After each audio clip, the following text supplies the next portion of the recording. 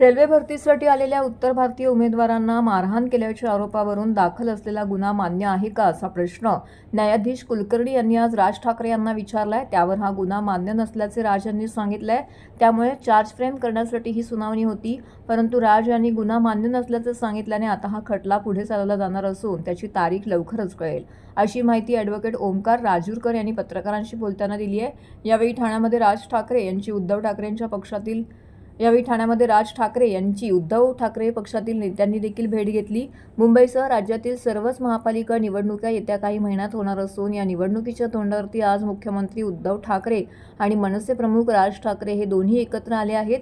हे दोघे एकत्र निवडणूक लढवणार असल्याची चर्चा असून त्यांचे कार्यकर्तेही एकत्रित आंदोलन दिसत आहेत। असं असतानाच एका न्यायालयाच्या सुनावणीसाठी ठाणे न्यायालयामध्ये गुरुवारी राज ठाकरे हे आले असताना शिवसेना उभाटा पक्षाच्या नेत्यांनी त्यांची भेट घेऊन त्यांचं स्वागत केलंय। अखिल भारतीय रेल्वे भरती मंडळाने 19 ऑक्टोबर 2008 रोजी रेल्वे भरतीसाठी परीक्षा आयोजित केली होती।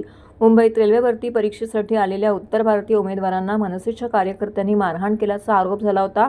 रेल्वे भरतीमध्ये उत्तर भारतीयांना प्राधान्य दिले जात असून रेल्वे भरतीत स्थानिकांवर अन्याय होत आहे असा मनसेचा आरोप होता। यानंतर हिंसाचार वाढला आणि या प्रकरणी राज ठाकरे यांच्यावरती गुन्हा दाखल झाला होता। या प्रकरणी मनसे प्रमुख राज ठाकरे यांच्यासह त्यांच्या सहकाऱ्यांनी ठाणे न्यायालयामध्ये सुनावणीसाठी हजेरी लावली। यावेळी राज यांनी गुन्हा मान्य नसल्याचं न्यायालयात सांगितलंय। त्यानंतर न्यायालयाकडून आता हा खटला पुढे सुरू करण्याचा निर्णय घेण्यात आला आहे। जय महाराष्ट्र। अरे मोबाइल अरे यार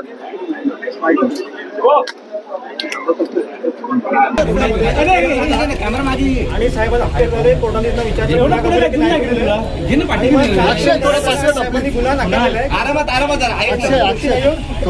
चालवायला ठेवलेलं ट्रायल ठेवलेलं आणि जज साहेबांनी अशी कमेंट केली की लवकरात लवकर मॅटर संपू शकेल, तुम्ही रेग्युलरली अटेंड करा।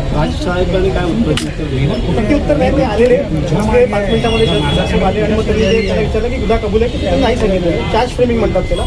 चार्ज फ्रेम झालेला आहे तर पुढचं मॅटर पोस्ट होईल ट्रायलसाठी। पुढची सुनावणी कधी आहे काय सांगता? अजून तारीख पडलेली नाही, थोड्या वेळामध्ये मला ज्युनियर सिटीजन सांगतील प्रकरण जुन्नर महिनाभरामध्ये नेमकं प्रकरण काय प्रकरण 2008चं आहे। 2008चं प्रकरण जे रेल्वे भरतीचं होतं प्रकरण होतं त्याच्यामध्ये एक 8 जण आरोपी होते। त्याच्यामध्ये चार्ज फ्रेम करण्यात आलेला आहे आणि लवकरात लवकर ट्रायल सुरू होईल सुरुवातीला याच्यामध्ये 7 आरोपी होते।